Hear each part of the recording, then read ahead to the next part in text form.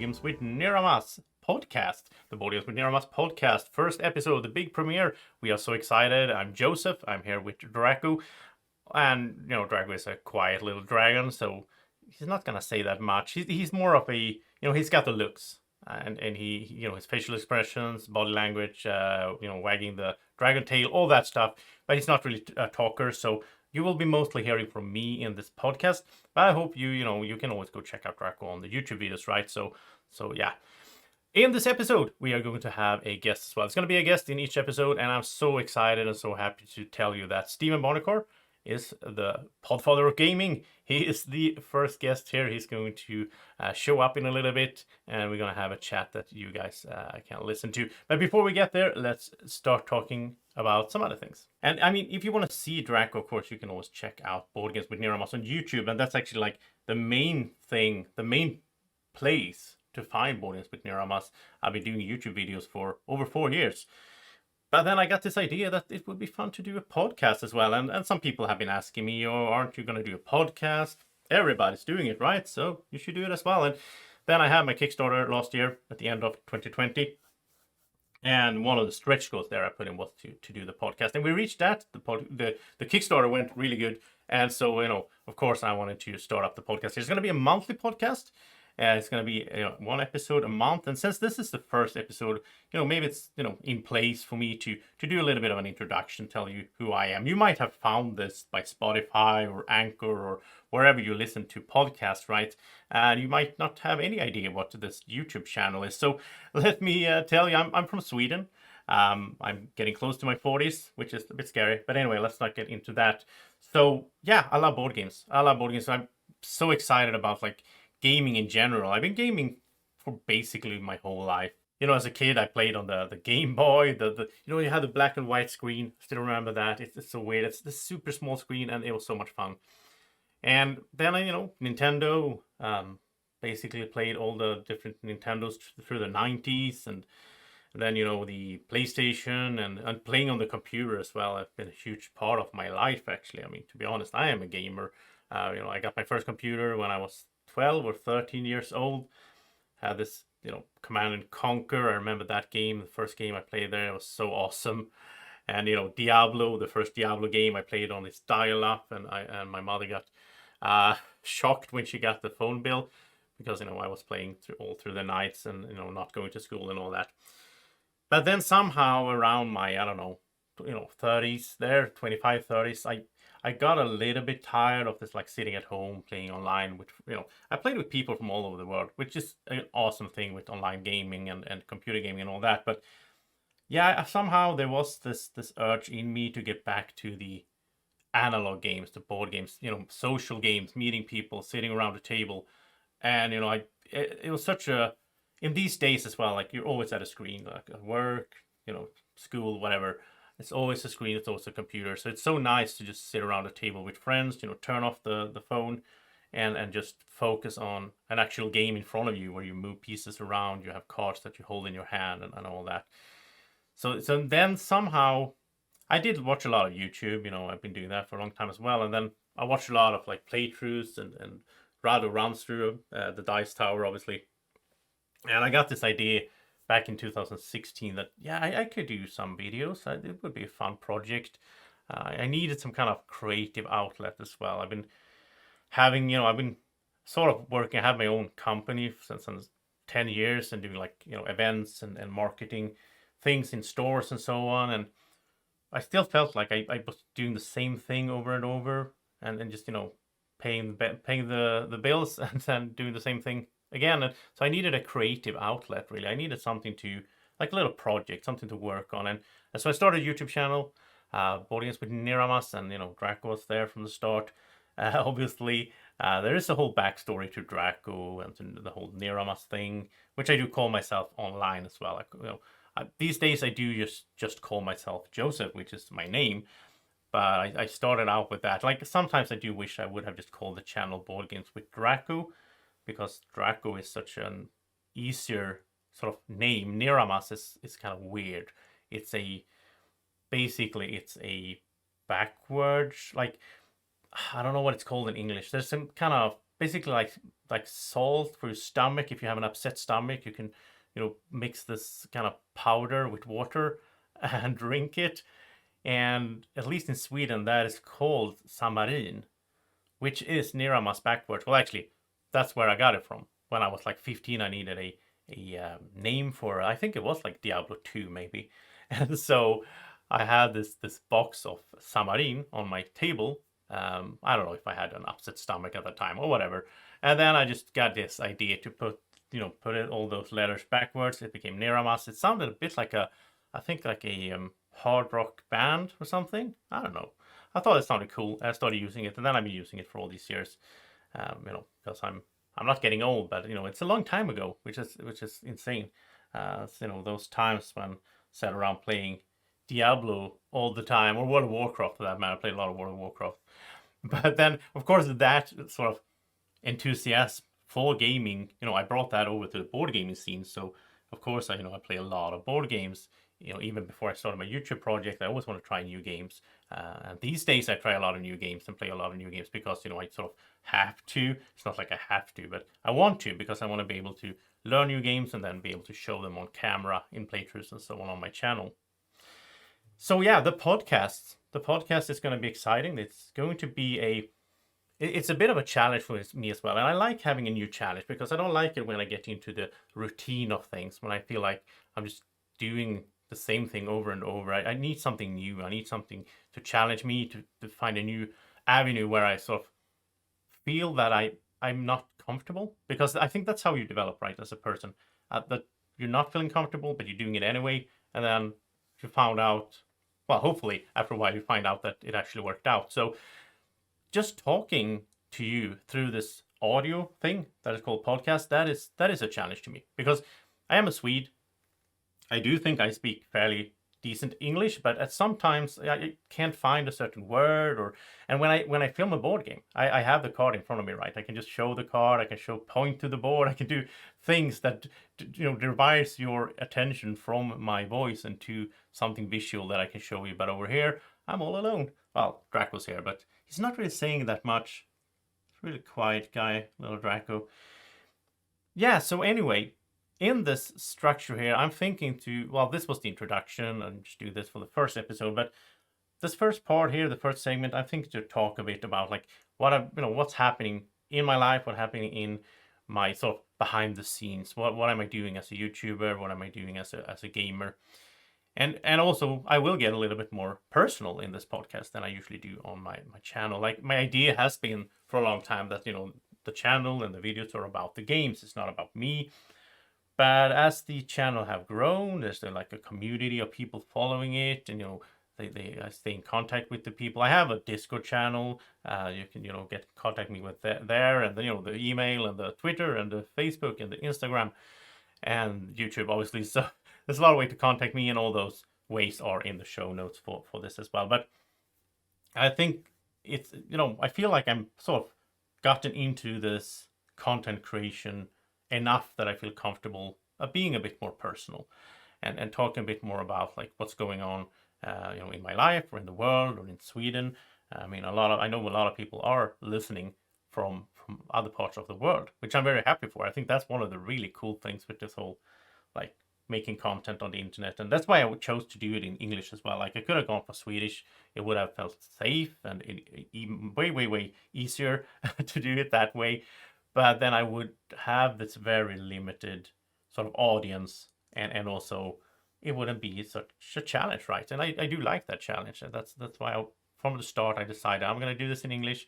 I know that I'm sort of an outsider in the sense that it's not my mother tongue, and it's going to be harder for me than it is for a lot of other people. But I also like the journey of improving, getting more comfortable, finding these new words that I sometimes miss, and these days I do hang out. I will say that we can segment over to the what am I doing these days. Well, I'm playing a lot online, obviously, since we're in these times.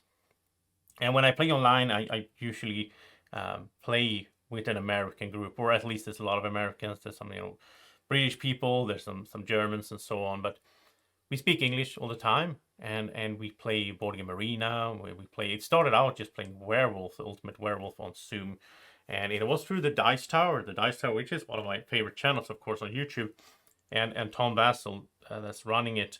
He started this werewolf group where he started posting Ultimate Werewolf videos on the Dice Tower back, last summer. And I remember watching the first video, and I was like, I wasn't that excited. I was like, I played Ultimate Werewolf back in the days in real life, and I thought it was okay, but I never been a big fan of player elimination when you play in, like, you're sitting in a room and then, oh, you're out after like 10 minutes, and what am I supposed to do? I'm just sitting around watching the other people play, unless you're at a convention maybe or something, you can go play something else. But so yeah, I wasn't that excited, and then I started watching that first one, and it was amazing how it was fascinating how I got into it. Like, at the end of that video, I just wanted to see more and more and more. I remember I posted a comment to that video saying like, oh, please, Tom, put out more videos of this, because I thought it was it was so exciting. It was a really good game, I remember as well, the first one there he posted, where he got down to like 3 in the end. It was really exciting. And yeah, so he, and he kept posting those, and then in one of the videos, he mentioned it. He says that a lot, like, oh, well, if you want to join, go check out the Dice Tower Werewolf group on Facebook. And I thought, yeah, let's do that. And I had no idea where that would lead. It was absolutely not about, like, promoting my channel or getting into that. And it was not just the whole, oh, it's cool to play with Tom Vassell, which it is. I admit it's pretty cool. Feel a bit starstruck first times playing with him. He's moderating, and there's a lot of people in there, like, contributors and so on, and Jason Levine, a lot of people that I recognized. So of course it was cool to do that, and I was a bit nervous at first, but the actual game was so intriguing to me, and the gameplay and how it works over Zoom, how it works so nicely, so smoothly, and the whole, like, I like being a werewolf and just like getting away, like not getting caught. That's what I like. And then there was some moments. During the fall there was some moments where, like, especially one game, it's called Super Bodyguard. So if you want to see that, well, you shouldn't see it, because that's it's not a good meta for me. But I was a werewolf, and at some point in there, I just felt like this is a good opportunity to just pretend to be the bodyguard. So I claimed to be the bodyguard. I had, like, I made a fake list, like, on the fly, just wrote down some names so I could show that and show, like, oh, I protected this and that person this night. And then nobody contested it first. And I thought I got away with it. And then the next day, Ayahu, or Stephen Loomis as it's called, shout out to Stephen, he came out and said, no, I'm actually the bodyguard. And I started questioning him, like, oh, where's your list? And he didn't have a list. And I was like, oh, yeah, you're just lying. And he was so frustrated. He was like, he told me afterwards, he was like shaking during the whole night phase because he was so upset. And I saw that Tom thought it was pretty funny as well, like people just buying it. And the thing at that point in the game, because the game has evolved in our group, which is, that's what I find so fascinating about this game, because I used to play a lot of poker back in the days. And this whole social gaming thing, where you're not really gaming with the game, you're gaming with the people that you're playing the game with. It's not the game components that are sort of shaping the game experience. And that's what happened in these kind of social deduction games as well, and the meta that builds up when you play with the same group over and over. So these days, people do lie a lot. And there's a lot of lying going on, which is a part of the game. I feel that at that point, sort of, maybe September, October, I think it's September, the Super Bodyguard video on Dice Tower, it wasn't that, like, of course people did lie, like, oh, someone asked him, are you a werewolf? And they were like, no, I'm a villager. That's obvious. But the whole, like, fake list, I don't think anyone else had done that, like, they shown a list and doing it in a way so they people started believing it. So that was like a milestone for me in my werewolf experience, and I just had such a fun time being. It was so fun for me to be able to pull that off, and it was so nervous. I remember being really nervous, and I was like afraid that people were going to hear it on my voice that I was nervous, and realize that I was lying. but and then after that, I did it a while after that. I also did it with the seer, just saying I was the seer, and I had this fake list. Put it down. And now these days, a lot of people are doing the fake lists. So I love how that the meta is changing, but of course it's bad for my meta. Like, I have a hard time if I am the seer today, for real, in a game. I know that people are not going to trust me. So it's really tricky for me. I don't know really how to solve that. It's very hard to change the meta as well. And also something that has been very fascinating with this whole werewolf group is that, people, a lot of the new people that come into the group and starts playing with us, which is awesome. I encourage everyone to go check out the Dice Tower Werewolf on Facebook. Start playing, try it out, join us. There's always room for more players. And it's like these days, it's games going on like all the week. It's not just Tom's game. Tom is usually doing one game a week, and then like I'm doing a game a week almost, and then we have a few guys that are like Connor and Adam and Jugan, and there's a bunch of people that are hosting games. So, and there's games on Euro times, there's games on American times, and all that as well. So yeah, so you should try that out. But anyway, the whole moderating thing as well. Like I was not at all interested in moderating, but I really like it now. But I was also going to say, I'm getting off track here. I was also going to say that as the game develops and as the new people come in, they've been watching the videos, right? They've been watching the Dice Tower or my videos. That's also something I didn't plan to do videos myself at all. And then it just turned out that, well, there's a lot of games going. And when I was, in other people's games, they were not being recorded. And then, people like to see the games. So I was like, not just the people that are in the games, because they like to see it because they want to see what happened before, before they died and all that.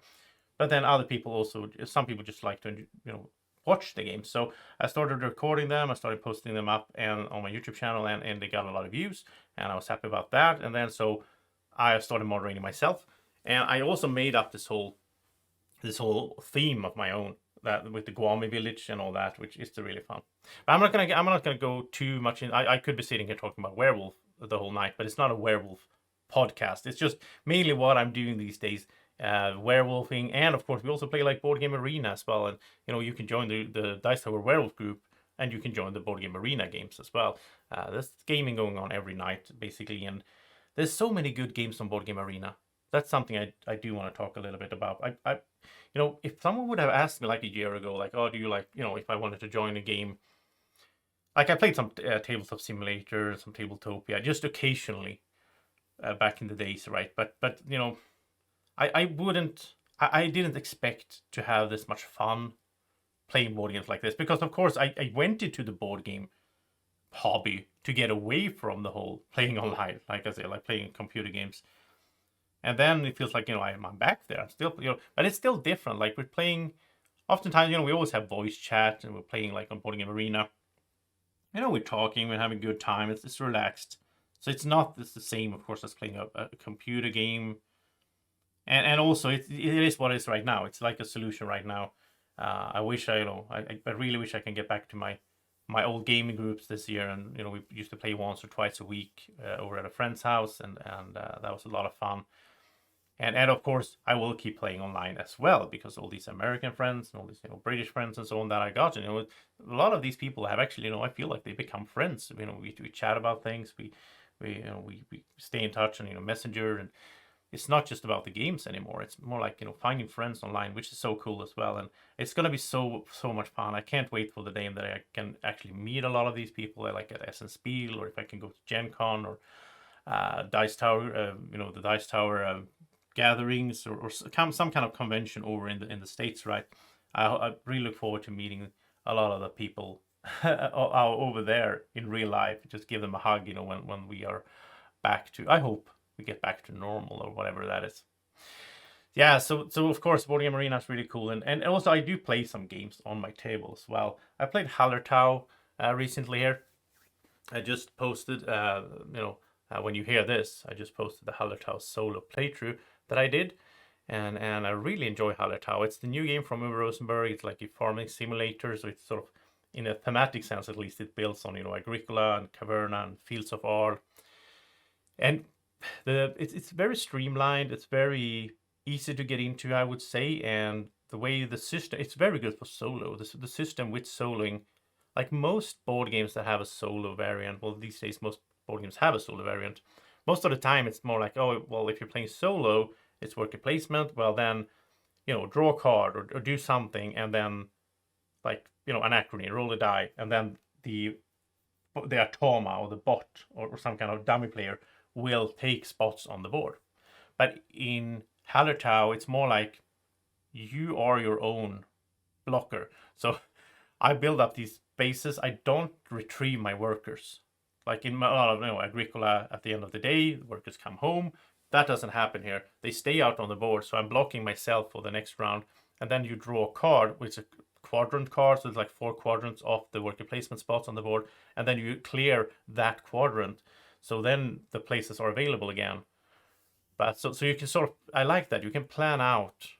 Like, I know there's a risk. If I go into one of these areas, I do an action, I know that there's a risk I won't be able to do it the next round.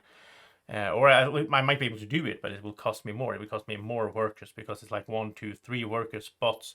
So first time I go there, it's just 1 worker, but second time I need 2 workers to go there. And so, yeah, very interesting system.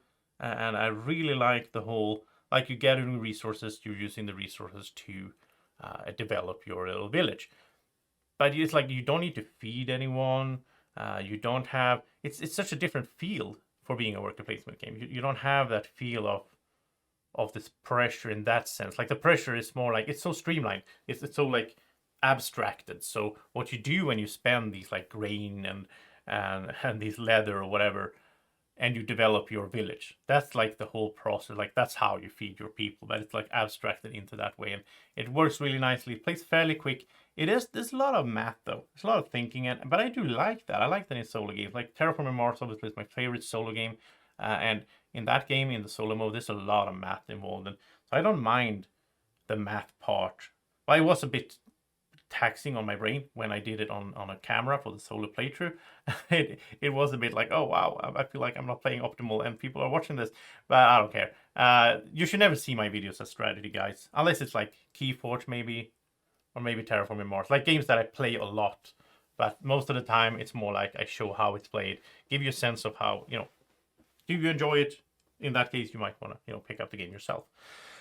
All right. Well, I know what. I think this is it for this segment. Bit of an introductory segment here today. Next month, we'll just focus maybe more on what I'll be doing and what's happened and what's going on. Maybe some more personal stuff. I don't know. But now let's head over and say hi to Stephen Buonocore, which is my guest in this episode. I'm so excited, so happy and honored to have Stephen on the podcast for the premiere episode. All right, so hi Stephen, welcome to the show. Hey, how's it going? Haven't seen you in a year plus now. Right? Exactly. So last time Essen 2019. Oh yeah, I don't. Do you really remember meeting me at Essen? Yes. You do? I do. Yeah, I do meet a lot of people. That is true. That's my thinking. Like, you should, there should be like 100 guys in that day that you met me, right? I might have been, but no, I remember. No, absolutely. Good to see you. Thanks for inviting me. Yeah, of course. And one thing I do remember from our, brief chat at Essen was when I wanted to take, like, oh, should we take a selfie or like a picture together? I remember just thinking, wow, this guy is professional, because you were like positioning us so that we got all the Stronghold booth in the background, Had to get the logo in the background or the key games and stuff. Exactly, yeah. That's one of my favorite things to do when I'm at, especially Essen, because, it's a whole different fan base, right? I mean, you guys don't make it to America very often. I see a lot of the same people at Origins and Gen Con and BGG Con, et cetera. But I mean, Essen, all the Europeans are there for the most part, and they get a chance to hang out, take selfies, talk, and enjoy myself. I mean, it's always been a really busy, very busy convention for me, but like in between those meetings, when I have a few minutes, come out of the booth or come out of the office and then just hang out and talk. So that's what I love to do. Of course, the next time we see each other in Essen, hopefully in 2021, I'm hoping. Yeah, me too. I won't be as busy. I will not be working. Oh yeah, you're actually retired now, right? I am happily retired, and that's just great. I mean, it was planned for years with Indie Boards and Cards. Once the merger occurred, that I would work X amount of time and then I would retire. We modified it a little bit as we went along of the exact day, but in the end, it worked out perfectly. It was basically 2 years after the merger date. it was the retirement date, and could not be better. Well, it could be a little bit better. The only thing that it could be better is if we weren't locked in our homes or in our little areas, and so travel. I'm just dying to have this COVID nonsense over so that I can start really traveling, going to conventions, or just going on cruises, really enjoy the retirement time, right? Yes, I'm going to really enjoy it once I can really enjoy it. And if we have any listeners that don't know who you are, I mean, do you want to tell us a little bit about yourself? I mean, from my perspective, like, of course, Stronghold Games, I've been playing your games.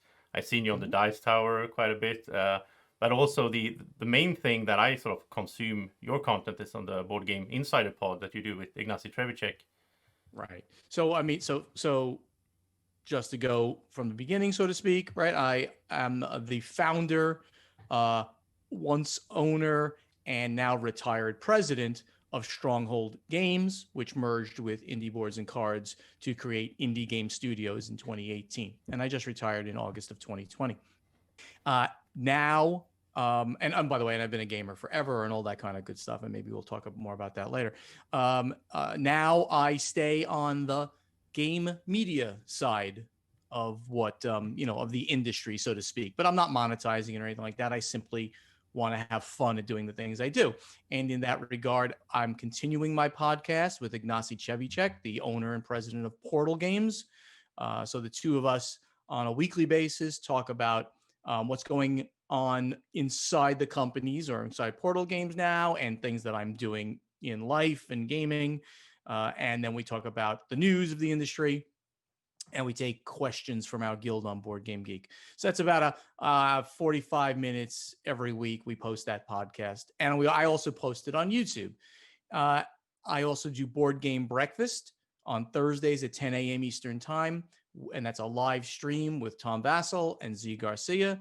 And we basically talk about, again, news, mostly around the new games coming out and announced. So I don't really do that on Board Games Insider. It's more like deep industry stuff. So this is more game centric. And then we play a little game show. Tom usually runs a contest there, and it's just fun for an hour. And Tom and I beating each other up, and Z holding us apart. So that's just a lot of fun to do. Yeah, I love watching that as well. It's a good show.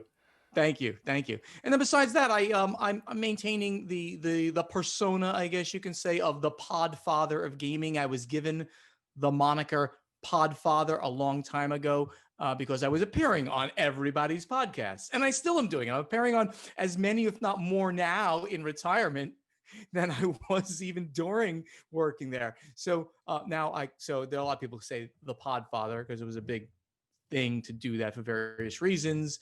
So now I'm the Podfather of gaming, and I'm doing all of these media-centric things, and I'm posting about things that I do in my life and stuff like that. And certainly once I can travel more and do more stuff, that I can show people that I'm doing besides sitting in my house here in these four walls, that's going to be fun as well. Certainly going to be going to all the major conventions and things like that for the foreseeable future, because I just want to see friends again. I mean, there's so many industry friends and so many people like you that I get to see at these things that are just kind of fun. So all of that's what's going to happen in my life from now until, I get too old. I'm not that old. I just retired because, I could. So now I can just enjoy life.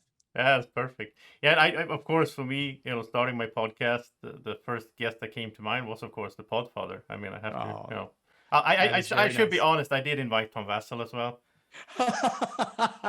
but I'm first. You're first, yeah. Tom said he had a lot to do, and they're running their Kickstarter and everything. So yeah, exactly. Oh, I hope he does come. He is truly a very busy person. I mean, because he's got to run. And he has a lot of people, though. He employs at least a lot of full-time and some part-time. He employs a lot of people to put that much content up. And I'm happy that he asked me to be part of it. He was one of the few people that knew that retirement was coming. For 3, 4, 6 months beforehand, I kind of told him, and I said, hey, if we want to do a little bit more together, that would be great. I'm not going to work. I don't want any money, but if we want to do some more stuff together, let me know. And then he came up with me co-hosting Board Game Breakfast. And then, of course, you'll see me once the conventions are running. You'll see me at, Dice Tower East, Dice Tower West, the cruises, Dice Tower Cruise. I'm going to be, a staple on those things as well. So looking forward to more and more things like that, to stay on the media side, stay a little relevant within the industry. Yeah, that's great. And I do want to ask you. I mean, you said you've been a gamer for your whole life, sort of, or did you play games as a kid, and did you grow up playing games, and is it a natural part of your? I did, in all respects. Obviously, it was back then in the 60s and 70s. Oh, you're not that old, right? You said you were. I'm not that old, no. But I am. I mean, I'm 59 right now. So not when most people retire, but I was happy that I could. But growing up back then, it's the mass market games, it's the Monopolies and the Sorries, and a whole bunch of weird games like that like Milton Bradley was bringing out. Some of these high tech for the time, like games that talked to you. There was a little record player. Yeah. There's a game I always remember is called Voice of the Mummy. I should just go get a copy of this thing. It's like Dark Tower, which I had that as well.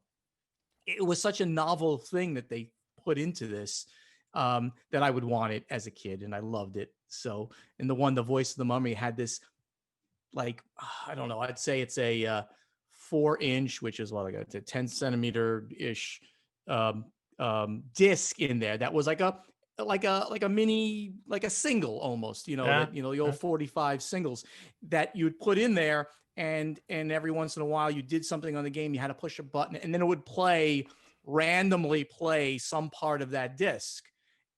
It was, so to me, that was like the coolest thing in the world. But so silly things like that. And then I went from that, and I graduated to some of the Avalon Hill style games as I got like into high school. Mostly I was less playing them and more interested in reading the rules of these war games and things like that. Okay. But then I played a little bit of them. I did play some. And I went through the entire cycle as computer gaming became a thing, like in the late 80s. I was playing on the Apple II Plus, which is what I had back then. In the 90s, we had the CCG boom, so I played Magic. In the 90s, I played a card game called Vampire: The Eternal Struggle, which was actually started. It was called Jahan, based on Darkness. That was a phenomenal play CCG. And then the board game revolution really occurred in the 90s. And I just ate that up, loved it. And I said to myself that, this is really what I want to be doing. I want to be sitting around a table and competing or cooperating with friends while you have an adult beverage. That was just the thing I love to do. Oh, and always have been a role player since the beginning, since late high school years into college. And I still play right now. Oh, right. Yeah. That's one area that I never got into, and I have friends playing role-playing games, and they're like asking me, "Oh, do you want to join?" I'm scared to do it because I will probably fall in love with it, and then I don't have the time to do board games and role-playing games. It's the same with the miniature game scene as well. Like people playing X-Wing, they're like, "Oh, you should join us for an X-Wing." And like, yeah, I could try it, but I don't want. Like, I know myself. If I get too invested in it, then I'll spend way too much money and too much time on it. So it's better to stay away. And then you decided to publish games your own and on your own and start up a whole company to do it. And I mean, that must be a huge step from playing games in the evenings with friends and everything. And then it certainly was a leap, no doubt. It was a leap. I had and continued during the Stronghold time to have a very good job in IT. On Wall Street. I lived in New Jersey at the time. Now I'm in Florida, but I lived in New Jersey, and I had a very good job there. So yeah, thinking about I was watching the market. Essentially, I was watching. So during the early 2000s, and I start seeing these companies like popping up, these smaller companies. Some of them were doing it right. Some of them were not doing it right. And I can tell it was kind of a wild west of companies that many did not understand good business practices. They just didn't. And I could tell. So I said to myself, I'm a gamer. I love this. Why can't I start a company, bring some smart business practices to it, and do it better than others that were out there at the time. So that in 2009, I started Stronghold Games, and we had our first game out in 2010. And my goal for Stronghold was to find games that were in demand but out of print. Oh, So okay. like Survive, Escape from Atlantis, that combined game. It came out under two different names in two different like locations. So that game sort of became the hallmark of the early part of Stronghold. But we Yeah. also did other reprints of games. Code 777 was a reprint. Confusion, we rethemed it to a spy game, but it was a reprint of a game out of Germany. And Outpost and a whole bunch of them that we said there's demand for these games. Let's bring them back so we have instant demand for whatever we're doing at the time. And then we started doing some games internally with designers, some of note, some new ones, Core Worlds and Space Cadets lines. We really had a lot of success with that. And then as I was doing that, and I was traveling to various, traveling to Essen, basically, I was making relationships with great German and Finnish publishers, and I was saying, let's partner to do games, and I will take the either North American rights or English worldwide rights kind of thing, and we would create bigger games from that. We would get more distribution on games, and that became the hallmark of what Stronghold did. Finding great partnerships to work with, great publishers outside the US, and bringing those games for either North American or worldwide distribution. And it was very successful, and obviously made the company very attractive for a merger with another company of a similar size, Indie Boards and Cards. Yeah. And at one point, I assume you sat down and tried the prototype of Terraforming Mars or early game. Yeah, the Terraforming Mars story is a great story. It started where I was doing a lot of games in space. A lot of those, I mean, the two of those IPs I just mentioned, Core Worlds and Space Cadets, right? These are my big IPs at the time, set in space. In one form or another. And my printer, who I was doing a lot of printing with, was Ludofact in Germany, the largest printer of board games, I think, in the world at this point. Yeah. My good buddy Frank Yeager over there said, and he would introduce me to people. I would say, Frank, if you know anybody who's interested in doing some partnership, make sure you let me know. So, and he would do that occasionally. Well, then one Essen, or it was before Essen, I don't remember the exact timing. He said, there's this small company in Sweden that has got this game set in space.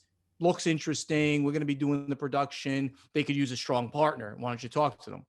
Of course, I'll talk to anybody.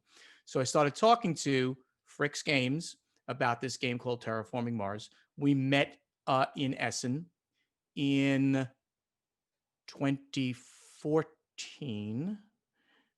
Yes, I'm pretty sure it was that. It met then. And we took the prototype home, and I said, okay, this is good, but this needs some work. There's got to be a few other things here to really make this thing to be what it could be. So I got a friend who did some development for me to go deep dive into this and work very closely with Fricks Games.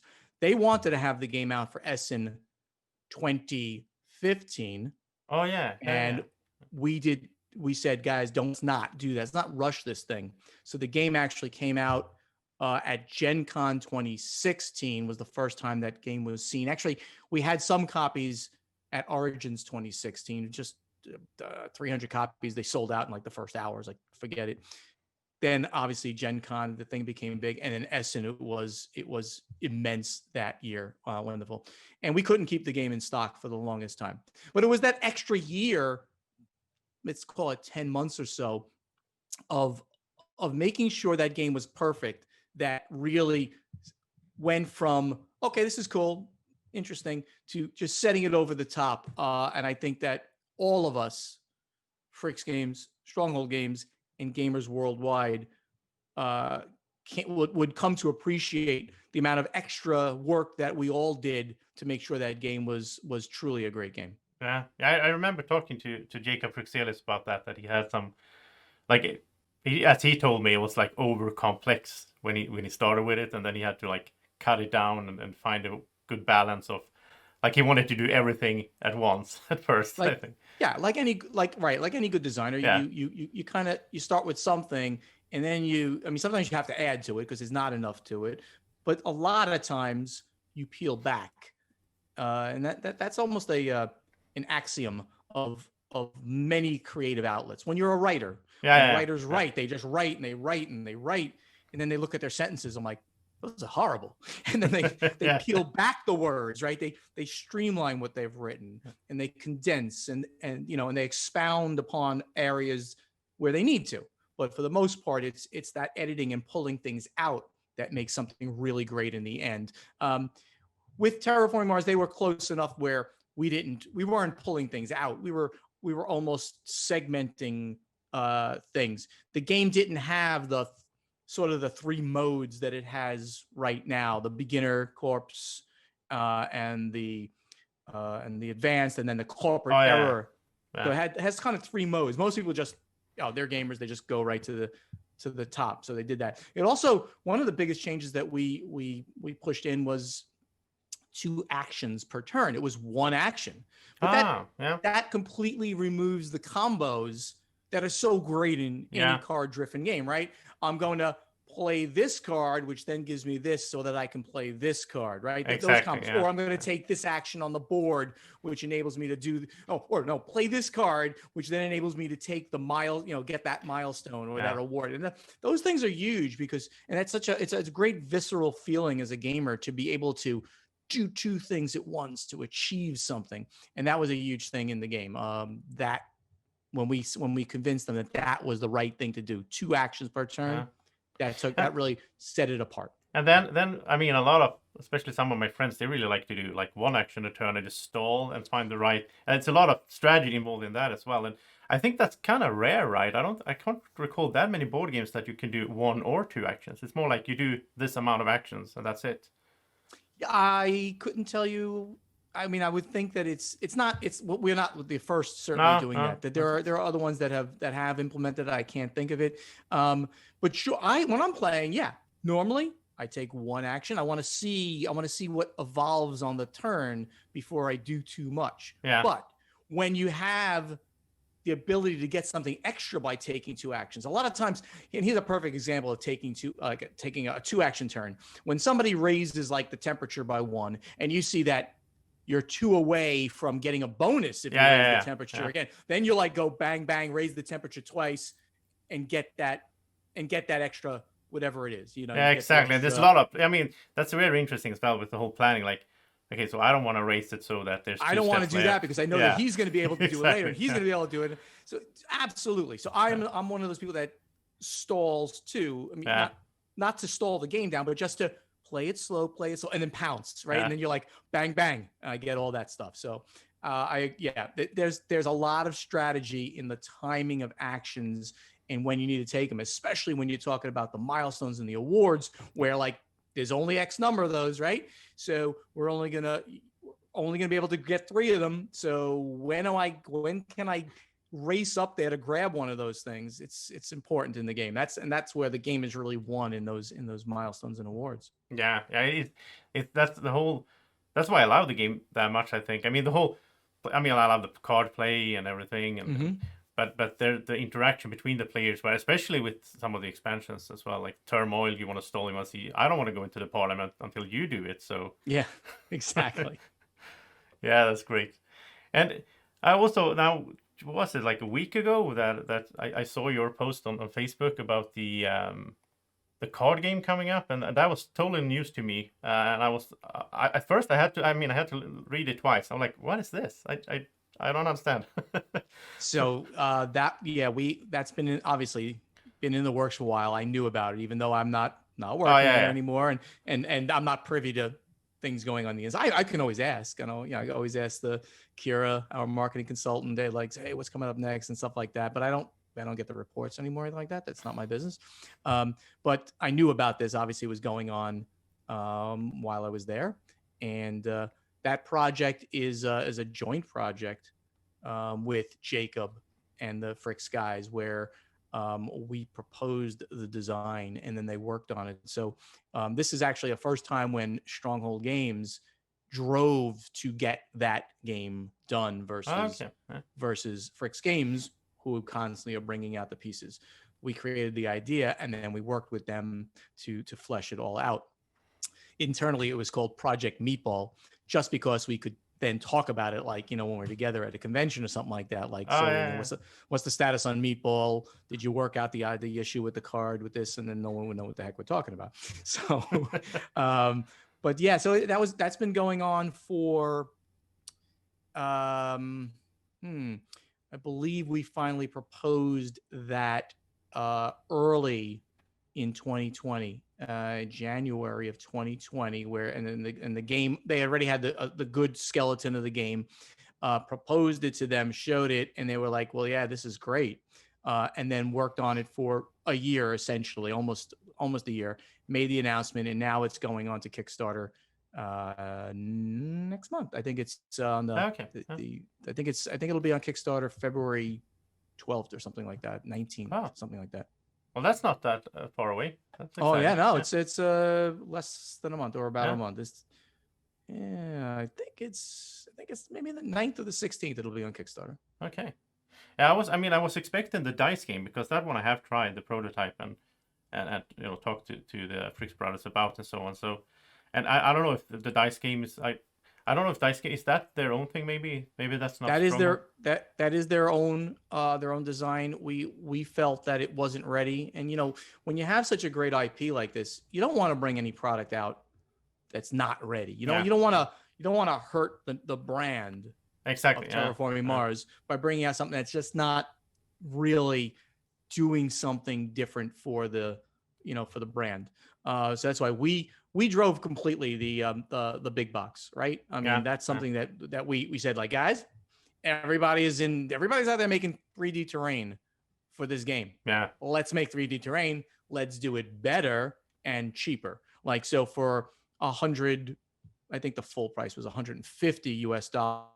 You're going to get a solution, all those 3 new special tiles, everything in, and so we ran the Kickstarter for them. They of course get lots of money from the Kickstarter, with us, and we got this great, amazing product, which should deliver. It was expected delivery of March 2021. I would say delivery will start going out around then into April, because it was 25,000 backers on that thing.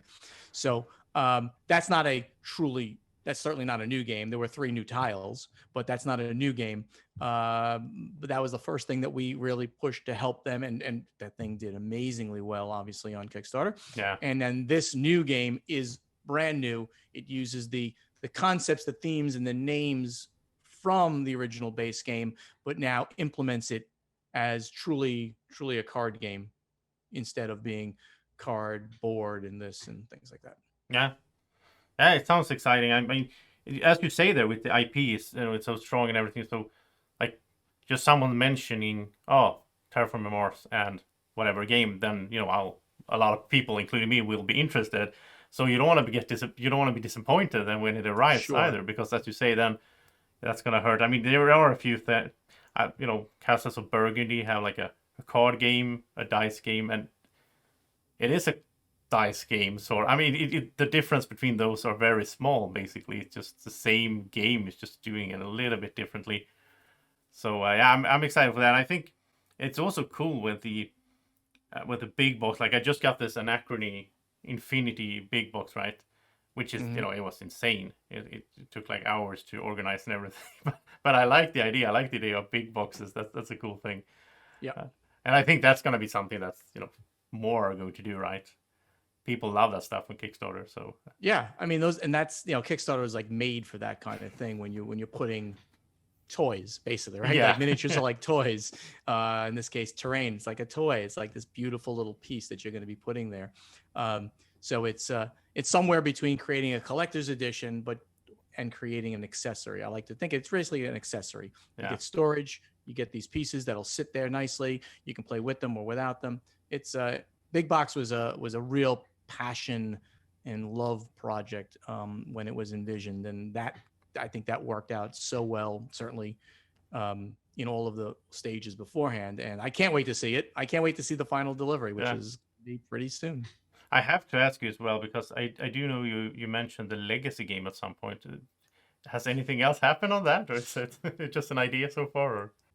Every time that I mention anything that I have knowledge of, I get in trouble. Okay. That's not been announced. So all I'll say is that it is certainly, it is 100% certainly a possibility. Yeah. And of course, and you know, 100% serious. It certainly was not a priority, you know, over the last year when it was full working on the big box, full working on the card game, Ares Expedition, right? That's the name of the Terraforming Mars Ares Expedition, which is Terraforming Mars, the card game. Those were the priorities. And specifically, we told Fricks the dice game needs work. So back burner that while we do this. And Legacy would even be a lower possible priority to that, though. That's a lot of work, I assume. Maybe competing with the priority on the dice game, but honestly, I truly don't have more information on that. I would only suspect now, and this is complete supposition, that they would be picking that up as more of an important project during 2021. So therefore, not delivering till 2022, 2023. We got some. It requires a lot of work to get a legacy game right, and depending on what are you going to do differently in the legacy game too? Are you going to Terraforming Mars again and again and again? Maybe not. Maybe there's other ways of implementing it that makes more sense, and that's one of the thoughts of how you'd go do something truly different in the world of Terraforming Mars as a legacy game. So, did you play anything recently that you got excited about? Last night, I played Not Alone, which is a stronghold game. Online with a fun group that I have done some role playing with as an NPC about a year ago. They're called the Incorrigible Party. Really nice people that I see at conventions, and they invited, said, "Hey, we want to live stream a game. Would you want to play?" I'm like, "Yeah, sure." I'm like, "What do you want to do?" And like we talked about it. I'm like, how about Not Alone, where I'll play the creature? I don't know if you know the game. Do you know the game, Not Alone? I played it just recently, and I have to go check out that video as well. That sounds fun. I have they're going to be posting the video very soon, and I have it too. I'll post it on my channel, and I'll tell everybody what my channel is in a little while. So I played Not Alone in a live stream last night. Had a great time doing that. I've been playing a lot of stuff online because you know. That's just kind of the thing we do these days, right? A lot of party games with people. I get together every Saturday night and play Jackbox games and play Concept and play Code Names, lots of things. And I love party games. I'm a big social party game kind of person. But the other bigger games I've been playing, I'm in the middle of a big Gloomhaven campaign with my girlfriend. Really digging that. I think Gloomhaven is genius. The first game or the Jaws of the Lion? The first one. The first one. Oh, the first one. Yeah. We're in the midst of that. I mean, there's hundreds and hundreds and hundreds of hours of gameplay in that box. Yeah. So I backed the Frosthaven Kickstarter. I can't wait to that arrive. But I'm not even going to be. That's not going to arrive until like probably late this year. Anyway, which is a good thing, I think, because then we have time to. Take your time. Take your time. Don't worry about it. Like I've got so much gameplay in Gloomhaven and Jaws of the Lion that I don't have to worry about it. So that's been a ton of fun. We had put it on the side for the holidays. We got to get that back out. But I've been playing in a weekly Pathfinder first edition role playing campaign. So I've gotten back to role playing again, and that's been so exciting after a hiatus of several years. Once I left New Jersey and I lost my game group up there and I lost my role playing group.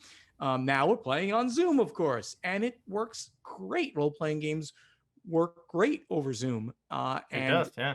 And it's been fantastic embracing this whole thing. Again, I'm a huge D&D player for the longest time since high school, as I mentioned. So Pathfinder First Edition is very similar to Dungeons and Dragons 3.5. It's a little bit of they modified it a little bit And so it was easy to get into. I don't, not that many rules differences. So it was a perfect thing to do, and loving it, absolutely loving the whole thing. And, it really gives me that role playing itch. It makes me get that again. And I just love that. So those have been the things I've been spending the most time on game wise. Okay. Yeah, as you say there with the Zoom gaming and Board Game Arena, and I feel like I almost game more these days than I did back in the days when I can meet my friends. Maybe, right? It's kind of funny, right? And I play a lot of Werewolf, of course, on Zoom. And I must ask you as well: is there? I mean, do you like Werewolf or the Mafia Love style? Werewolf. I love social deduction games quite a bit. Love Werewolf. I've been meaning to show up, and then I keep forgetting that's the Dice Tower group. Then Tom does. I have to just tell Tom say, Tom, I'll show up as a special thing on like next Sunday or something like that. That would be so fun if you showed up. I mean, he's doing games now again, like once a week or so, and yeah. No, I just got to make the point to do that. It's every Sunday night, right? Isn't that how it works? Well, he varies between Friday, Saturday, and Sunday. And, okay. And I know Jason Levine is very active, of course, in the group. Well, he plays mostly Blood on the Clock Tower these days, but he I think he mentioned you as well. Like he was trying to drag you in at some point. I think he was on at one point. Yeah. So as a gamer, are you a collector or are you more of a, like, do you play the games that you have, or do you have a lot of games in shrink in your shelves? I have many games on the shelves of shame, shelves. Without a doubt, shelves of shame. When I moved to Florida, I obviously took the whole collection. I actually pared down a bunch before I moved here. I don't know how many I gave away. I gave to friends, or I gave to Goodwill, for them to sell. Yeah.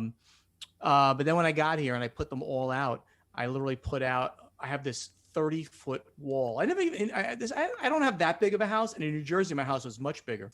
And I didn't have a 30-foot wall, but the way they build homes in Florida, like they build them very close to each other. Yeah. And one side has no windows. So you're not like looking into your neighbor's bedroom or bathroom. Yeah. And then the other sides, of course, have all windows. So on that wall, which goes from the front of the house to the back of the house, is 30 feet long. And I put 5 of those Calex. Oh yeah, the classic 5x5 shelves, which which comes from your country, right? Yeah, exactly. That's what Sweden is known for these days. That's right, IKEA, right? So I put 5 5x5s, and literally it fit with a centimeter to spare. And I'm not joking, about a ½ inch. I can barely put my finger at the end of that. And I didn't realize that. I said, oh yeah, the floor plan, I'm going to have 2.5 inches. Fine. You forget about the moldings on the floor. Oh yeah. And on one side, there's windowsills that come out, and they're made of marble. So I was about to get a little saw and like carve into it, but I didn't have to. It was about a ½ inch extra. It was like perfect, like it was built for there. And I put all the games in there. All the games fit, but like literally, it's completely full of the 5x5, and then there's stuff on top. So I'm gonna do another purge where I just get rid of like stuff that.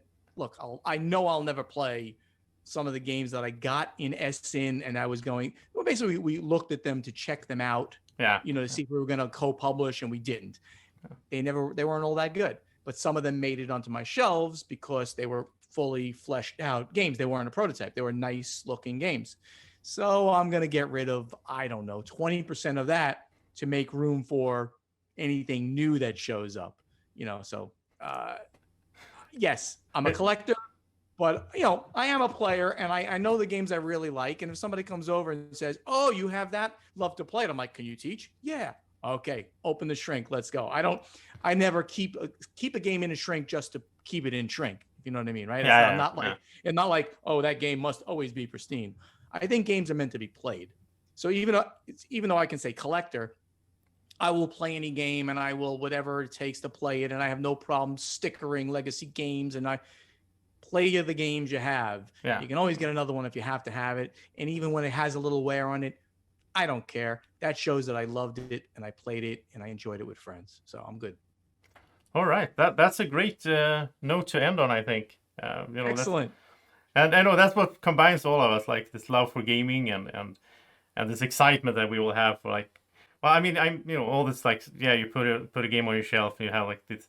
It's almost the expectation of when you're going to play it. It's almost better than actually playing the game sometimes.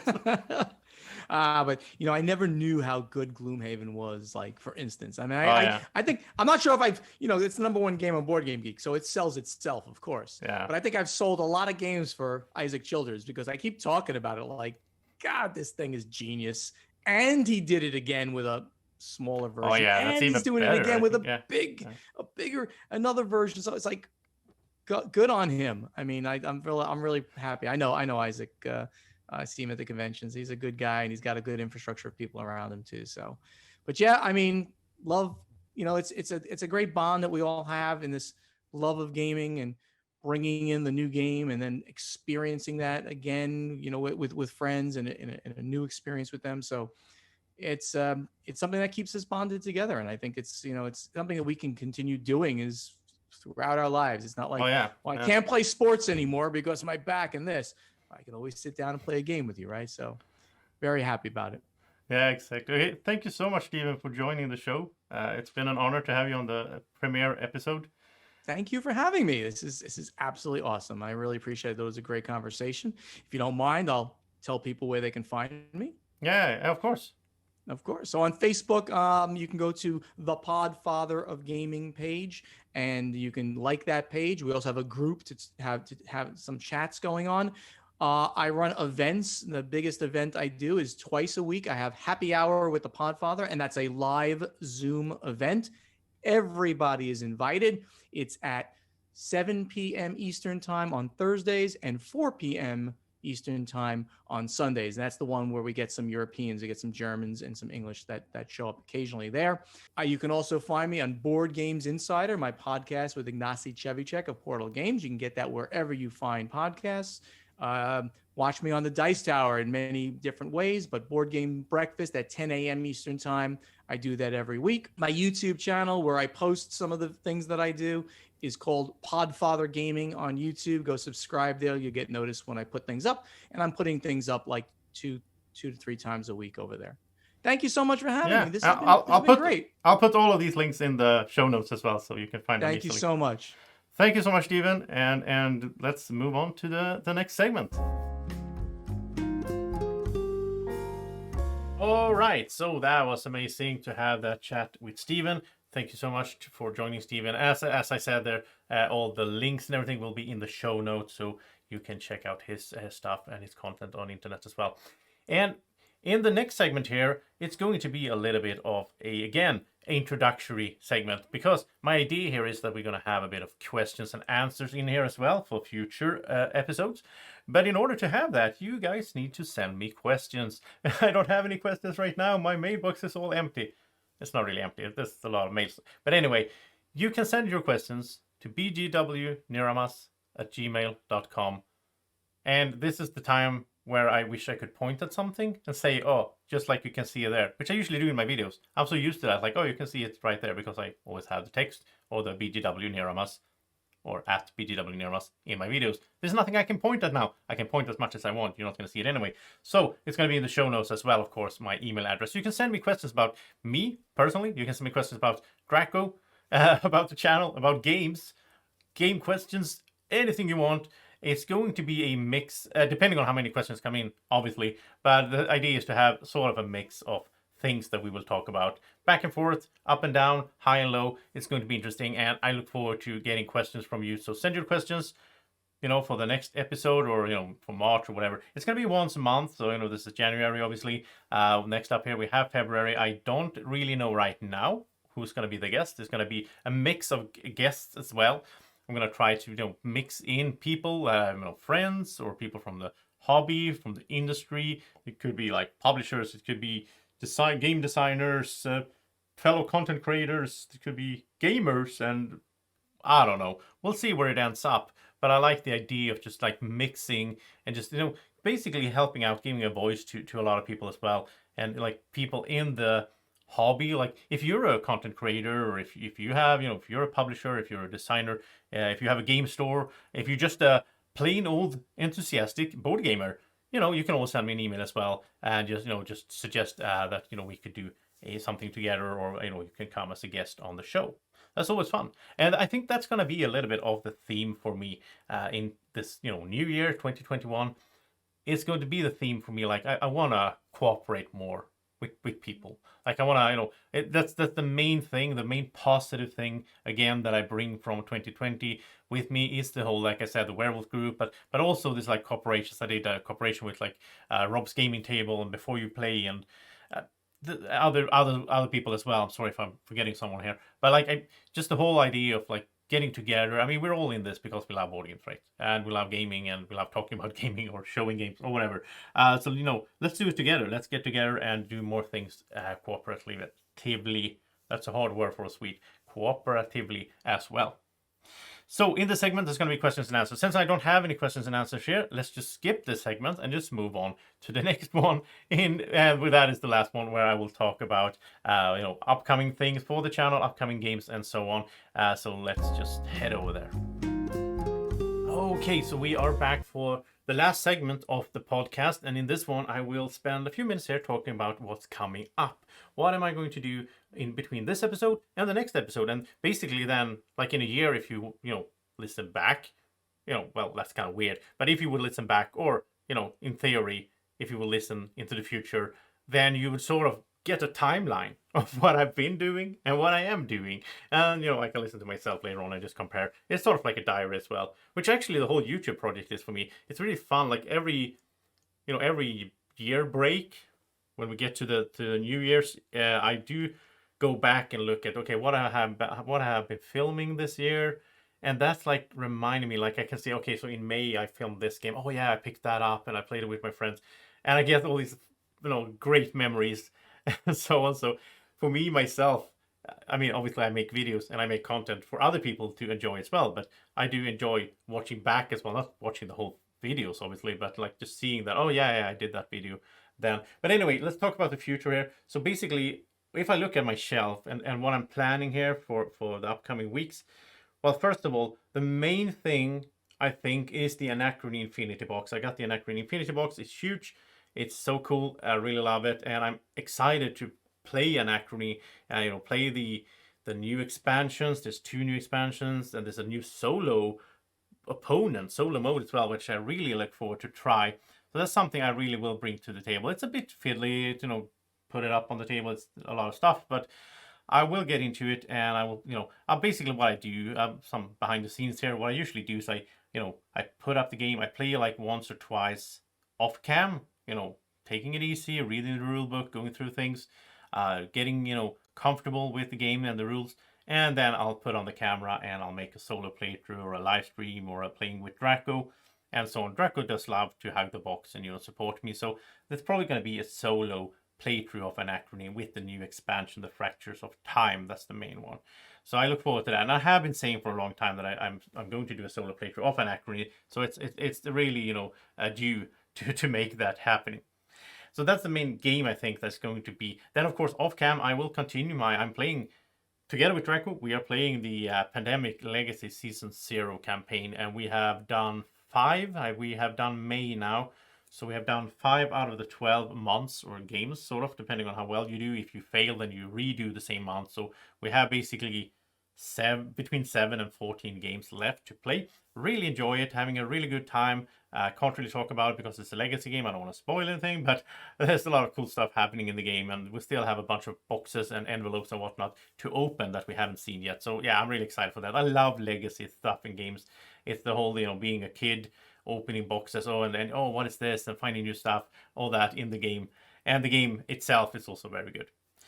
And we're also going to continue playing Gloomhaven Jaws of the Lion. That's also off cam. I already did 4 live streams, playthroughs that you can go check out if you haven't. Gloomhaven Jaws of the Lion was my favorite game that was released in 2020. Such a good game, And I will continue playing that with Drako as well. We're having a good time hanging out, just 2 guys playing, and we have some music in the background, relaxing and trying to beat those nasty creatures. So that's like off cam, and then of course Anachrony on cam. Then something I will work a lot on these upcoming weeks that you won't really see me doing, but you will see the result of it, is of course my own game, Drako's Adventure. It's coming to Kickstarter February 23rd. February 23rd, it's gonna be on Kickstarter. You can go check it out then. There's already a preview page. Again, link in the show notes. There's already a preview page where you can, follow it on Kickstarter. So you will get like a message from Kickstarter when it launches.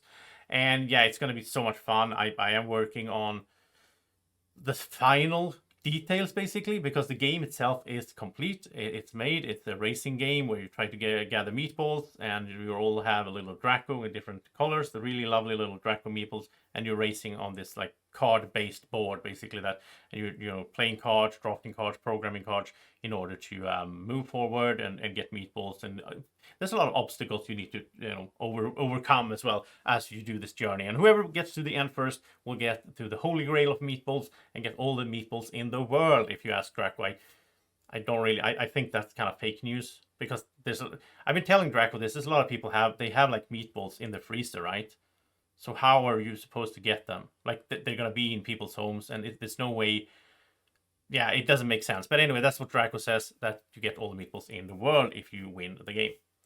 And that's going to be really fun. I need to do the Kickstarter page. I started doing it, but there's a lot of work to do there with like pictures and text and all the shipping thing. That's kind of exciting for me. I don't like that part. I have to, I have like shipping to this country and to that country and so on, so that you guys, when you back it, that you know how much you're paying in shipping, right? I gotta get that out there. Also, I am right now, I got one sample. I'm waiting for one more sample for a deluxe first player marker. So that's something that will be in there as well. And I'm waiting to see how that turns out. And right now, well, the plan is, and it's going to happen, it's going to be 2 different pledge levels. It's going to be the basic version where you get the game, everything included, obviously, and you get like a cardboard divider in the box for the cards. And then you also get a first player card. So you have a card that you pass around the table who is the first player, because that's fairly important in the game. But then there's also going to be a deluxe version with the E-Raptor insert. I'm so excited for that. E-Raptor made an insert for the game. It's so cool. Wooden insert, really nice. It's cut out. It has room for all the pieces and the cards. It's so cool.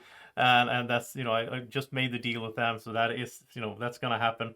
It's going to be so cool. And I really like E-Raptor as well, I must say. I mean, I've been reviewing their inserts a lot.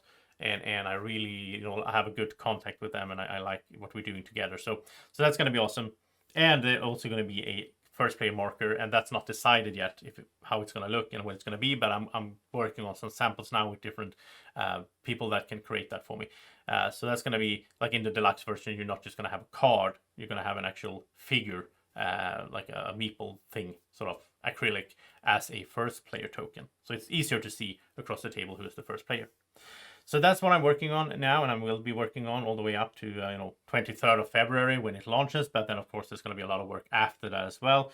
And the plan is that if it funds, if people appreciate it, if they back it, then there's also going to be a lot of work after that, like the whole summer. Basically, I'm planning to work on distribution, getting it out to the stores, getting out to the backers. Of course, I have this great cooperation, of course, with the publisher, and the publisher is also the manufacturer, the game prototyper, gameprototyper.com, my friend Albin.